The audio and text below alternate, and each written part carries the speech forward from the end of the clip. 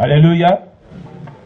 Alors aujourd'hui, nous allons poursuivre notre thème sur les dossiers vides de Kingsley Ubani. Alléluia.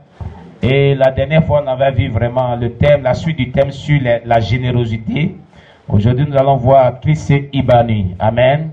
Voilà, comme on l'a si bien dit, un dimanche, nous verrons une prédication sur un thème particulier.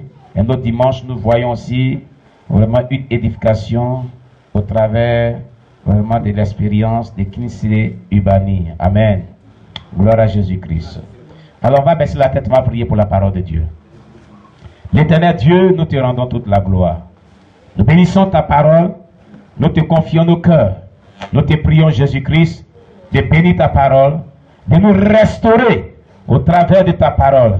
Seigneur, bénis cette assistance.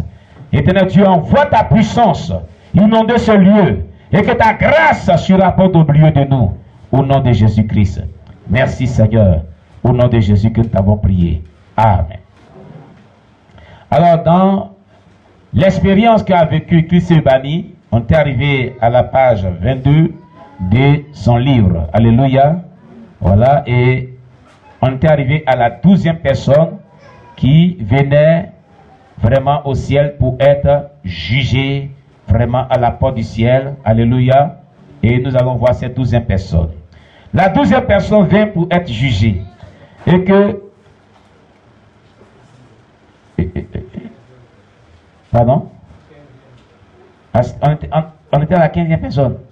Ah, ça c'était la dernière fois. Merci beaucoup. Le frère Paulin, toi au moins si je me suis mis de près, tu prends note. Hein? Il tente de revenir encore en arrière. 15e personne. Aïe aïe aïe.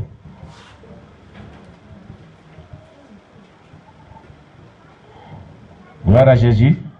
Permettez-moi de trouver.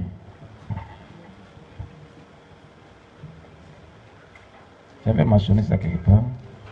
Alléluia. Et cela est très important. Amen. Voilà.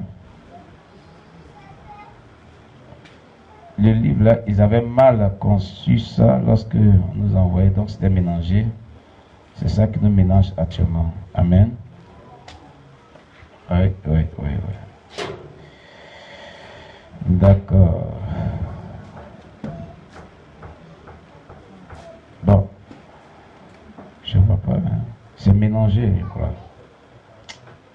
C'était quelle page là? Page 22, non? Hein? Ah, mais page 22, je crois, c'est sur 12e personne. C'est là qu'il y avait mentionné. Ok, on y va. On va aller avec la 12e personne. De toute façon, une révision n'est pas mauvaise. Amen. La 12e personne vient pour être jugée. Amen. Et c'est là qu'ils ont mélangé les feuilles. Voilà. Et l'ange prit le livre de vie, l'ouvrit, et voici son nom n'y était pas. Alors Jésus-Christ lui dit, Fils, tu as été créé pour servir Dieu, mais tes parents t'ont initié aux idoles de ta famille. Et tu les as servis avec tout ce que tu avais. Cependant, tu ne m'as pas servi. Tu ne peux pas vivre avec moi dans le royaume. Alors, une voix retentit, dégage, et un vent l'emportant en enfer. Amen. Vous voyez ce qui est dit ici par rapport à cet homme.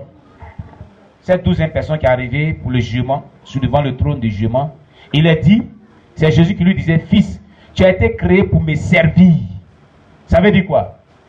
Tout être humain est créé pour servir Jésus-Christ. La question que je te pose ce matin, est-ce que toi tu sers Jésus-Christ? Toi tu m'écoutes, est-ce que tu sers Dieu?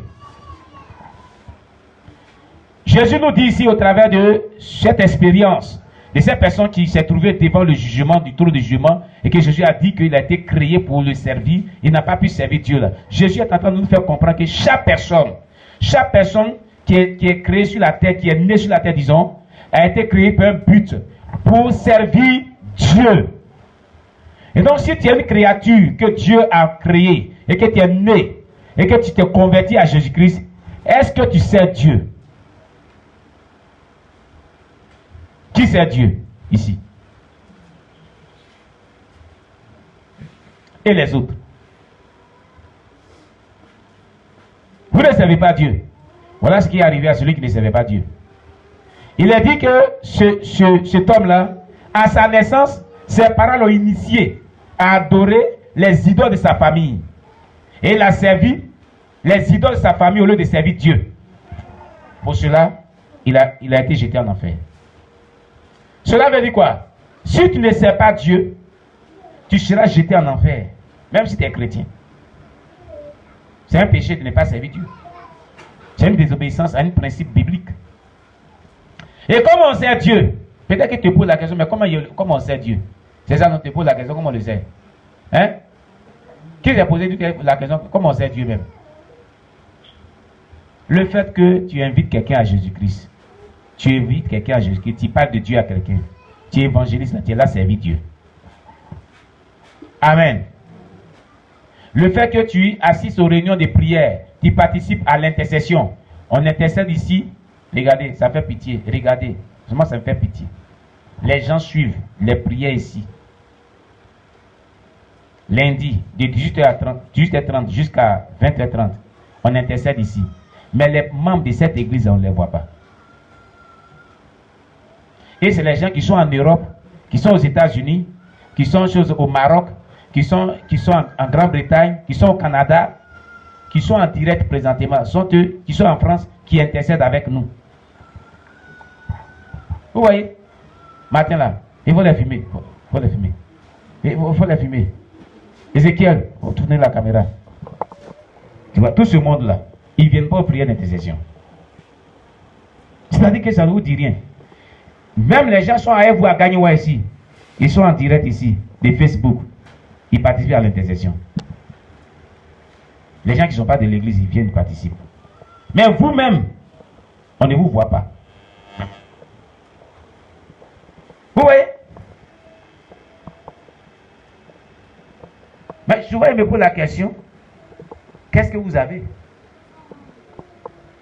Vous n'avez pas attendu, c'est pendant que vous n'avez pas attendu ce que le pasteur Armand vous a dit ici. Hein. Quand il prêchait là, ce qu'il vous a dit là, vous n'avez pas attendu. Dimanche prochain, c'est là. Je vais prendre ça sur notre chaîne et puis je vais mettre ça sur l'écran géant. On va réécouter. Le pasteur français qui a quitté ici là, ce qu'il vous a dit ici dans sa dernière prédication, vous n'avez pas attendu. Vous n'avez pas attendu. Vous n'avez pas compris ça. Qui a compris? Qu'est-ce qu'il a dit dedans? Et puis ça vous concerne, vous avez compris. Donne le micro et puis il faut le filmer. Mon fils, donne le micro qui est là. Donne le micro. Viens ici, viens ici, tu vas parler aux gens. Ézéchiel, il faut tourner la caméra, venir ici, il va parler.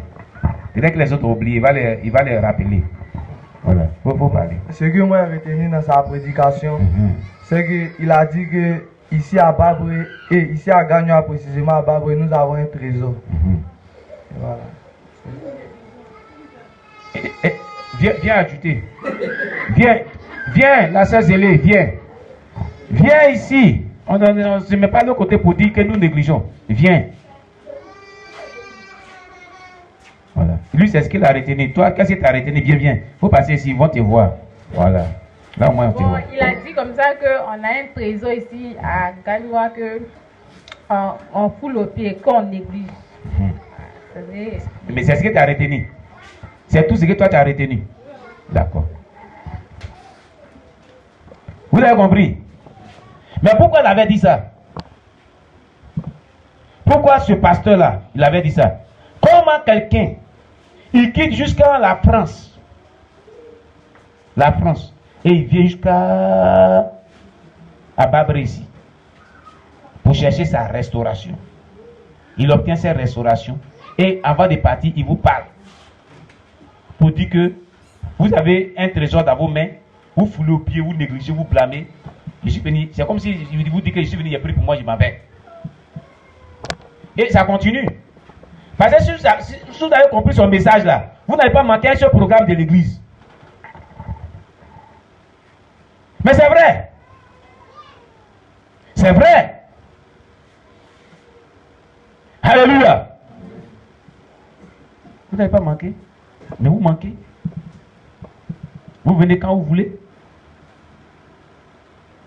C'est dommage quand même. Le vendredi, pendant qu'il était en train de prier, si on a fait les proclamations fortes, ici on était en train de prier en direct, il y a un voisin de ce quartier. Il est venu à sa famille. Il est venu à sa famille. Il n'est pas de l'église, hein. Mais chaque fois qu'on fait les programmes, il vient ici. Il est venu à sa famille. On a prié ensemble jusqu'à de 21h jusqu'à 3h du matin, non-stop. Ici. Et vous savez, hier, il est venu me rendre visite. Il dit, pasteur, merci beaucoup, hein, merci beaucoup pour les proclamations, merci, ça m'a fait beaucoup du bien. Il dit, ah, mais c'est quel merci? Il dit, non, la prière d'hier là. Il dit, donc c'est tous les vendredis. J'ai dit, oui, tous les vendredis de 21h à l'aube. Et puis tous les lundis de 18h30 à 20h30. Il dit, bon, d'accord, je suis là maintenant. Et vous qui êtes de l'église là, on ne vous voit pas. Vous savez, c'est pas envers qu'on est là pour partager ces témoignages. Hein. Le jour, quand tu vas te retrouver devant le trône de jugement là, Jésus va prendre caméra, écran, je vais mettre comme waouh. Il dit, dimanche, tous les dimanches que tu as passé, chaque fois que tu venais là, tu vas te voir. C'est qu'on te disait, puis tu ne mettais pas en pratique là. Il va te faire comprendre ça. Il va dire, voilà ton histoire. Tu n'écoutais pas ce que le pasteur là disait. Tu n'écoutais pas tout ce qu'on prêchait. Tu ne venais pas au programme de l'église. Voilà. Il n'est pas encore trop tard. Amen. Amen. Oui, il n'est pas encore trop tard. Vous savez, je suis content qu'Abidjan ait été confiné. Il y a des gens qui disent qu'ils vont venir. Demain qu'il est quitté là-bas pour venir là. Il y a des gens qui disent qu'ils vont venir. Et ils vont venir témoigner. Ce qu'il fait, puis ils mettent toujours sur YouTube là. Ce que ça fait dans la vie là. Ils vont vous dire. Vous êtes ici, on vous dit de faire telle chose, telle chose. C'est la même parole qu'il prêche. Hein? C'est pas la même parole qu'il met sur YouTube. Alléluia. C'est pas la même parole qu'on prêche, on met sur YouTube. Et que les gens suivent en direct. Ce que ça fait dans les villes, c'est qu'ils en tirent profit là. Ils vont venir témoigner encore devant vous. Comme lui, il a témoigné, puis il est parti. Ils vont venir témoigner. Ça pour faire comprendre que la parole de Dieu, elle est universelle. Lorsque tu la mets en pratique, tu reçois de Dieu ce que tu dois recevoir. Mais quand tu juges bon de ne pas obéir à la parole de Dieu là, ta vie ne va pas évoluer. Ta vie spirituelle va rester toujours la même chose. Tu vas rester toujours à la même case de départ. Oui. Amen. Amen. Amen. Ce qu'elle dit là, c'est pas faux. Que Dieu nous bénisse. Et que vraiment on change de caractère. Alléluia. Que on change de caractère pour vivre selon ce que la Bible dit, afin de pouvoir être béni. Amen. Dans la semaine, je ne sais pas qui m'a rendu visite ici. Voilà, oui. C'est le docteur Guéhi. Un des docteurs avec lequel il fait les GVN aux Grands Académies. Il est venu me voir. Il n'est pas de cette église. Il est venu me voir. Et quand il est rentré, il est passé par là-bas. Et depuis on était là, on causait. Avant de partir, il dit, mais qui prie là-bas là? Il dit, c'est mon fils aîné. Il dit, ah, depuis ici, assis là, depuis il fait qu'il priait. Hein? Il dit, oui, c'est comme ça, de temps en temps. Aujourd'hui même, il n'a pas fait beaucoup. Vous voyez? Et lorsque le pasteur Armand est venu ici, je lui ai dit, ce qu'elle est venu chercher là, ce qu'elle t'a dit cette nuit là, c'est toi qui as dit qu'on a posé, ce qu'elle t'a dit cette nuit là. Si tu fais ça, tu vas avoir. Mais si tu es venu ici, tu es venu pour un but. Il ne faut pas dormir. Ici là, on prie. Moi, c'est parce que il vient de finir un programme. Ma tension est baissée jusqu'à 6. Et comme m'a dit de me reposer, on prie. Il faut prier. Tout ce que Dieu va te mettre à cœur là, fais, il faut prier.